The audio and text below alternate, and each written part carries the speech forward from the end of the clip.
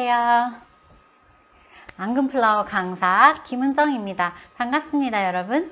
네, 오늘은 설명드릴 게 뭐냐면 바로 직접 방앗간에 가셔가지고 쌀가루를 만드는 법에 대해서 간략하게 설명을 드릴 거예요. 이게 별다른 팁은 없는 것 같으면서도 팁이랄까?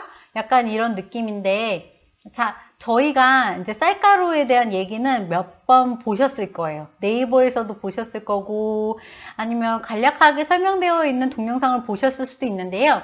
우선 제가 하는 방식대로 말씀을 드릴게요. 저는, 우선 옛날에 앙금플라워를 시작했을 때부터 이용하고 있는 방앗간이 있어요. 근데 그 방앗간 같은 경우에는 제가 쌀을 갖다 드리면 적당히 제가 원하는 소금 양을 넣어가지고 빻아주세요. 게다가 1kg씩 소분을 해서 주신답니다. 예전에 완전 처음에는 옆집 방앗간을 이용을 했었는데요. 거기서는 소분을 안 해주셨었어요. 근데 제가 디테일하게 요청을 드리는 방법에 대해서 잘 몰랐었던 적이 있었거든요. 자, 여러분도 어떻게 하셨냐면 저희가 먹는 맵쌀, 그러니까 아기를 위해서 좋은 거를 쓰시려면 이제 초록마을이나 아니면 한살림에서 쌀가루를 이용하시는 경우도 많이 있으시고요. 마트에 가셔서 10kg나 5kg 단위로 사셔서 만드셔도 좋습니다. 물을 많이 헹궈 주셔야 되는데 살살살살 쌀가루를 헹궈 주셨으면 좋겠고요. 그러고 나서 저 같은 경우에는 저녁 11시? 저녁 11시쯤에 쌀을 씻어요. 그리고 큰 다라라고 그래야 되나요? 대야 같은 데에다가 물을 받아 놓습니다. 그리고 자요. 그럼 12시부터 아침 한 8시까지 8시간 정도 이제 쌀가루가 불려지는데요. 그때도 저희가 여름에도 좀 더울 수 있고 겨울에는 좀 난방을 틀잖아요. 그래서 그 집 안에나 공방 안에다가 이렇게 바닥에다가 내려놓는 편은 아니고요. 이렇게 상 위에나 식탁 위에다가 올려서 저는 쌀을 불렸습니다. 보통 맵쌀을 불릴 때에는 5kg를 불린다. 그러면 아니죠. 저희가 1kg로 얘기할까요? 10kg를 불린다. 그러면은 11kg 내지는 11.5kg 정도 이렇게 나와요. 저희가 불리면서 쌀가루가 물을 먹잖아요. 그래서 무게가 더 늘어나요. 그러니까 10kg 쌀가루를 불린다고 해서 10kg가 나오는 게 아니고 10kg 쌀을 불리면 저희가 물을 먹었으니까 11kg에서 12kg 정도 나온다고 생각하시면 되고요. 찹쌀가루 같은 경우 물을 더 먹어요. 그래서 10kg를 하게 되면 13에서 14kg 정도의 찹쌀가루가 나온다고 생각을 하시면 되세요. 그래서 저희가 불리기 전에 하셔야 되는 일이 있어요. 저희가 불리고 나서 쌀가루를 들고 빻아주는 데가 어디지? 라고 찾아 나서시면 안 되고요. 불리기 전에 방앗간, 주변의 방앗간을 찾으세요, 먼저. 그래서 방앗간을 가셔가지고 물어보셔야 돼요. 사장님, 저 쌀가루 빻으려고 하는데 몇 시에 오면 되나요? 라고 물어보셔야 돼요. 왜냐면, 방앗간이 혼자서 운영하시고 부부가 같이 운영하시는 경우도 있고요. 아니면 체인 같은 데에서도 쌀가루를 빻아주시기도 하시는데 그럴 경우에 그 떡을 찌시는 기사님이라고 저희는 부르는데 그 직접 기술을 가지고 계신 분들은 그러니까 돌로라라든지 로라를 다루실 수 있는 그런 분들은 완전 새벽에 출근하셨다가 아침에 딱 나갈 떡을 딱 만드시고 퇴근하시는 경우도 되게 많아요. 그래서 내가 쌀가루를 들고 가면은 판매하시는 판매 이모님만 계시는 경우가 많습니다. 그분들은 전화 주문을 받거나 아니면 매대에 진열되어 있는 떡을 파시는 경우가 많기 때문에 제가 그 쌀가루를 갖고 이모님 계신다고 해서 갔을 때 저 그거 할 줄 몰라요 라고 하시는 분들 많아요. 예를 들어서 부부가 하고 계신데 여자분이 그 기술을 가지고 계신 분이 계시고 남편분이 그 기술을 가지고 계신 경우가 있어요. 그리고 5kg에서 10kg면 너무 무거우니까 약간 여성분이 하실 수 있어도 남편이 보통 다 한다 이렇게 얘기하시는 경우도 있어서 주의하실 사항은 먼저 내 부근에 있는 방앗간에 가서 언제 며칠쯤 몇 시에 오면 되는지를 정확히 파악을 해 놓으셔야 됩니다. 이거를 안 하시고 쌀가루를 들고 여기저기 방앗간 막 돌아다니시면 그동안 겨울은 조금 괜찮은데 여름에는 이제 날씨가 후덥지근하잖아요. 그러니까 쌀에서 떴내가 날 수 있어요. 뜸내. 그러니까 약간 사가 가는 거죠. 그래서 저희가 좋은 쌀가루일수록 물이 맑게 나오고요. 정말 오래된 쌀가루로 떡을 찌시는 분들이 있는데 옛날에는 쌀이 오래돼서 묵은 쌀로 그냥 떡이나 해먹지 이랬지만 한번 해보세요. 정말 묵은 쌀로 하셨으면은 떡이 저희가 가래떡조차도 약간 회색빛이라고 그래야 되나요? 검은 물이 나온다라고 표현을 해요. 그래서 안 좋은 쌀가루로는 떡을 정말 하지 않으셨으면 좋겠어요. 저희가 모든 재료가 좋아야 떡도 잘 나오는 거거든요. 묵은 쌀로 떡이나 해먹지는 옛날 말이라는 거. 그러니까 저희 건강하게 오히려 더 좋은 쌀을 하기 위해서 한살림 유기농 쌀이라든지 뭐 초록마을 이런 데에서 이용해서 쌀가루를 구매하시는 분들도 많이 계시는 추세예요. 그러니까 내가 원하는 만큼 쌀가루를 구매하셔서 겨울이면은 한 8시간, 9시간 정도 불리는 게 좋고요. 중간에 물을 한두 번 정도 바꿔주는 건 정말 좋아요. 그런데 이제 저 같은 경우에는 수업을 하고 있고 저녁에 기사님이 없다는 전제하에 오전에 쌀가루를 빻아오는 경우가 더 많습니다. 그렇기 때문에 오전에 맞추기 위해서 저녁에 그렇게 담가 놓고 잠을 자요. 물론 새벽에 잠깐 눈이 떠져요. 그러면 물 한 잔 마시면서 물을 갈고 다시 자기도 해요. 근데 보통은 물이 조금 넉넉해야 되거든요. 자작자작하게 올리시면은 그 물이 금방 먹고 위에는 거의 설익게 돼요. 그래서 쌀보다 수북히 약간 물이 자작이 아니라 많이 잠긴 정도로 넣어주셔야 되고요. 전 통이 작아서요 하면 두 군데에 나누시더라도 그렇게 하셨으면 좋겠고요. 저는 락앤락 같은 통 있잖아요. 김치통 같은 데다가 쌀을 넣어놔요. 왜냐면 그거를 붓고 저희가 따르고 이렇게 하기가 조금 편하더라고요. 그래서 저는 이제 만약 5kg를 한다 그러면은 2kg, 2kg, 1kg 이렇게 해서 나눠가지고 해놓는 편이고요. 그 다음에 물을 쭉 따라서 가져가셔야 돼요. 저희가 물을 빼는 작업을 해야 되거든요. 그러면은 집에 약간 소쿠리 같은 게 있어야 되거든요. 물 빠지는 구멍 있는 약간 망 같은 거에다가 쌀을 쭉 해가지고 물을 한 30분에서 1시간 정도 뺀 다음에 가지고 가시는 게 좋아요.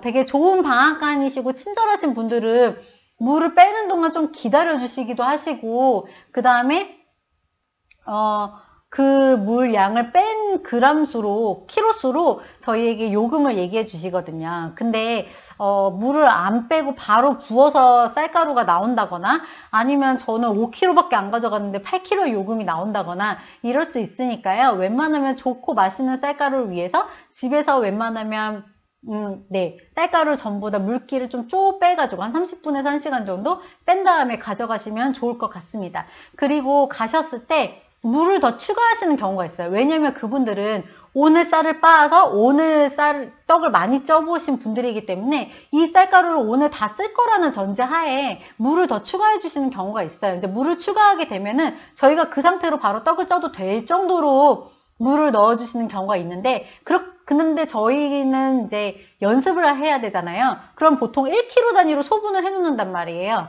그러면은 한 번에 물주기가 다 되어 있다면, 네, 그게 도움이 될까요? 되게 안 좋은 케이스가 되겠죠. 그래서 물을 더 추가해 주지 마세요. 첫 번째, 물을 더 추가해 주지 마세요. 그리고 저 백설기 해 먹을 거예요. 보통 소금을 1kg당 10g에서 13g 사이, 저 같은 경우에는 12g에서 13g을 넣어달라고 말씀을 드리는데요.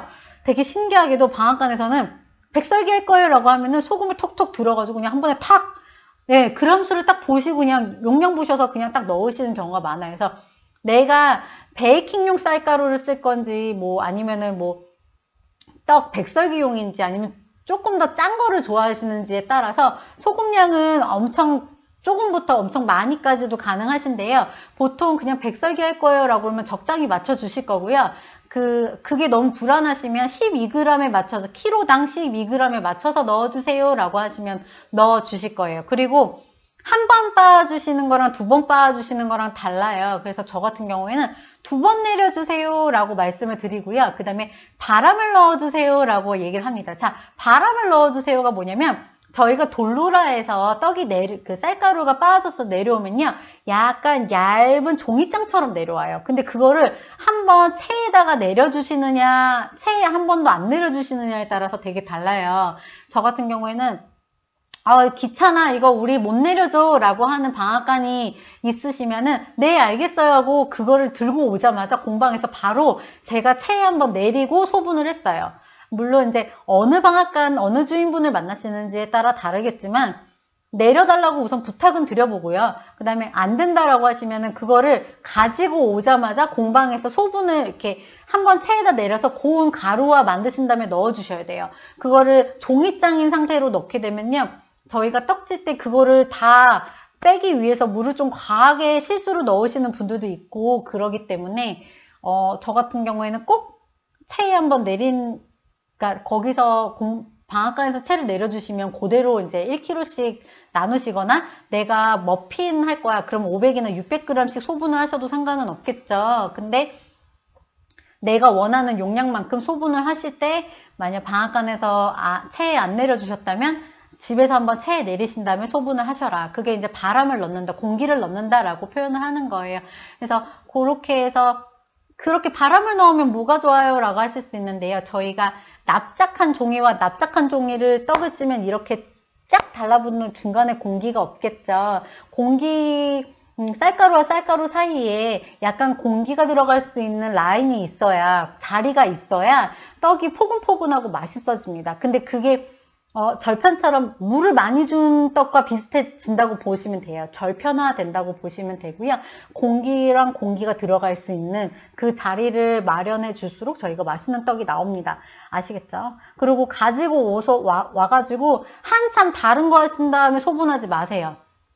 방앗간에서 가지고 오셨으면은 약간 뜨거운 기만 살짝 가셨을 때 바로 소분을 해주시는 거예요. 그거를 비닐을 덮은 채로 한참 놔뒀다가 저희가 소분하려고 딱 열면은 약간 떡 신내, 쌀가루 신내가 날 수 있어요. 특히 여름엔 정말 주의하세요. 그래서 방앗간에서 가지고 온 다음에 약간 펼쳐서 뜨거운 기만 살짝 가시는 한 5분? 네, 저는 한 5분 정도만 약간 놔뒀다가 너무 또 열어놓으면 저희가 기껏 물을 넣어놓은 그 쌀가루가 물기가 사라지기 때문에 그거는 싫어서 약간 뜨끈한 그런 느낌만 없어지면은 원하는 1kg 단위로 소분을 해서 저희가 지퍼백은 이중 지퍼백 같은 걸로 딱 한 다음에요. 중요한 건 뭐냐면요. 찹쌀가루랑 맵쌀가루랑 구분하는 방법이 요오드 용액이라고 해서 저희 이제 소독 용액제를 뿌려가지고 이건 찹쌀이야, 이건 맵쌀이야 구분하는 방법은 있지만요. 저희 그런 걸 굳이 하지 않도록 위해서 종이 위에, 그 비닐 위에 항상 맵쌀, 찹쌀, 그 다음에 몇 g인지 꼭 작성을 하고 냉동실에 바로 넣어주시면 될 것 같아요. 그리고 냉동실에 넣어놓은 쌀가루를 이제 저는 어떻게 써요? 라고 물어보시는 분이 있는데요. 저는 항상 그거를 생선에 비유하거든요. 무슨 얘기냐면, 자, 보세요. 저희가 생선을 샀어요. 근데 그거를 냉동실에 넣었단 말이에요. 근데 내일 우리가 저녁에 구워 먹을 거예요. 그러면 그거 어떻게 녹이시나요? 밖에다 빼놓으시나요? 아니죠. 냉장실로 옮겨서 거기서 해동을 시킨 다음에 구워 먹습니다. 안전하게 녹기 위해서. 네, 마찬가지예요. 근데 그 녹아진 생선을 다시 냉동실에 넣었다가 냉장고에 넣었다가 이렇게 되면은 그 생선이 상할까요? 안 상할까요? 네, 상태가 안 좋아지겠죠. 쌀가루도 마찬가지예요.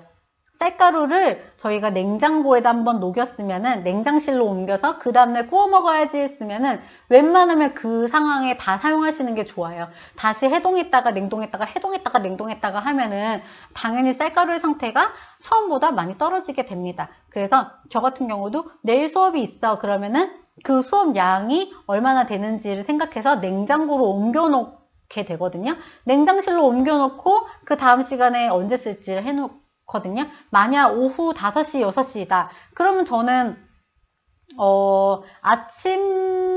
아침에 냉장고로 옮겼다가 정말 그 냉장고로 옮겼는데 오후 2, 3시쯤 되면은 봐서 안 녹아 있으면은 그때는 상온에 꺼내서 한두 시간 만에 녹여가지고 저희가 사용하기도 해요. 그러니까 생선을 당장 아침에 꺼내가지고 점심으로 먹어야 될 때는 밖에다 꺼내 놓잖아요. 마찬가지예요. 그러니까 저희가 음식물이라는 전자에 상하지 않는 걸 고려하셔야 돼요. 한여름이고 40도야. 근데 내가 녹인다고 쌀가루를 밖에다가 내놓고 2, 3시간 동안 놔뒀어. 그러면 안 되겠죠. 그러니까 온도를 보시고 얘를 우리가 안전하게 먹으려면 요 정도면 되겠다라는 느낌으로 사용하시면 돼요.